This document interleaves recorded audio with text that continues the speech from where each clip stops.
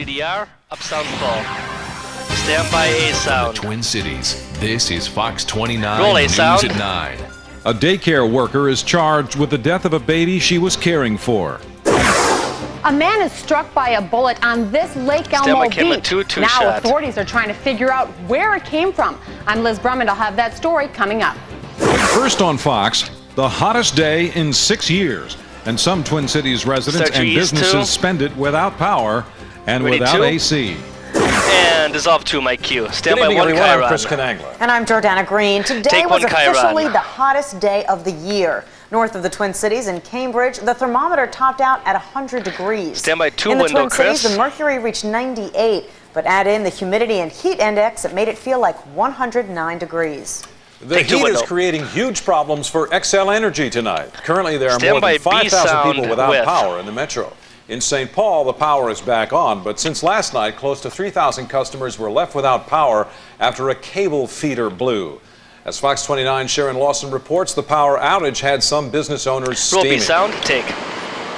It wasn't a welcome sight here on Grand Avenue in St. Paul. A power outage kept thousands of XL customers in the dark. Font out. It's really hot. Take 2, Q. XL Energy says it is not unusual for power shortages to occur during extended periods of heat.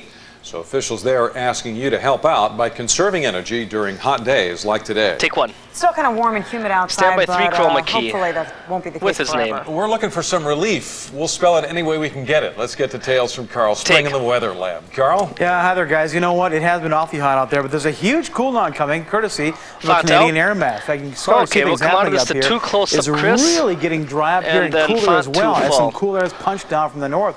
Cold front shutting all the way down to the south, thus the showers and thunderstorms, parts of Omaha and farther west as well. We could see a shot of rain here too by maybe tomorrow night and into Wednesday. That's fine. Been awful dry and awful hot for a long time. Right now it's getting cooler out at the airport actually. Skies are partly cloudy skies, 71. Dew point has dropped significantly from in the 60s down into the 40s now with the passage of the cold front. Humidity down as well, and the winds have turned from the south to the northwest. A little bit of falling pressure there. So better things on the offing out there. Stand by 2. Cooler, drier weather coming, and it should stay cool now the rest of the work week. So the hot stuff is gone. It's out of here, and we're glad to hear that. The whole work week forecast coming up for you in a few more minutes. Guys, back to you. Take 2. All right, thank you very much. Stand by 2. A 4-month-old baby is dead and his daycare provider's in jail tonight. Dissolve 2. 37-year-old Sherry Lynn Alger charged with second-degree murder and first and second-degree manslaughter for the death of a baby left in her care.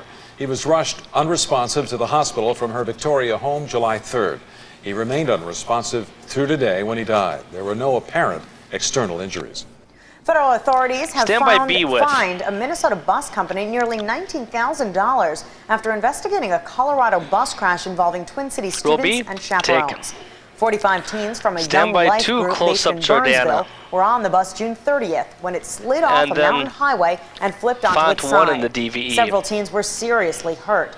The U.S. Department of Transportation says the civil penalty against Minnesota City Bus Service Incorporated was the result of several safety violations.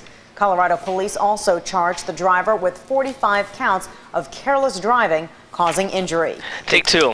Good news if you're a Twins fan. The team for the first time in years is adding to its payroll in an effort to make a postseason run. Our sports director John Hank is here with the acquisition Stand by 2, close up John Hank. Pretty good acquisition too, and with one his name. Very well needed. Midway point of the season, who would have thought the Twins would be here and needing to make a trade to make a push? Carl, the weather guy. He had it figured out. Not me. Well, he's their biggest fan. He's in a little bit more than 3 if you can. If the Twins are going to stay in the race, they need to start hitting, they need to start pitching and winning. They're 5-14 since the break last week. They pick up middle reliever Todd Jones to shore up the pen. Now, late last night, word that starter Rick Reed comes to the Twins in exchange for right fielder Matt Lawton, who's hitting a .19 since the break. What's notable about this is Reed's contract with the Mets. The Twins are willing to assume he's in the first year of a deal worth almost $22 million. What's more, the Twins' payroll, which began the season around $24 million, lowest in baseball, is now at $30 million. The Twins are spending money. Here is GM Terry Ryan. Will be sound. Wipe. This is the first time I think at any trade deadline that I felt like a general manager that can do some things that I don't have to be handcuffed.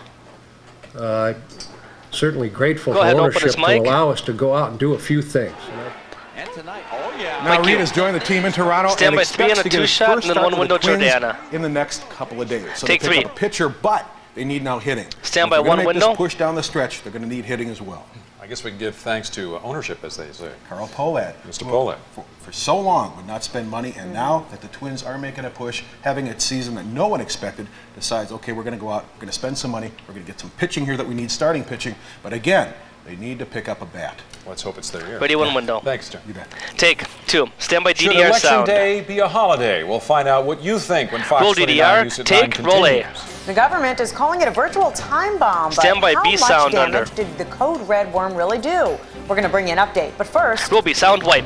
They couldn't give it away years ago, Stand by but now font people are 1 paying for the big menu. bucks for some of this compost. What's really in it? Pizza boxes, bagels, Christmas trees? That and much start more. your animation. The story's coming up. Dissolve font 1. Music up. And fade to black.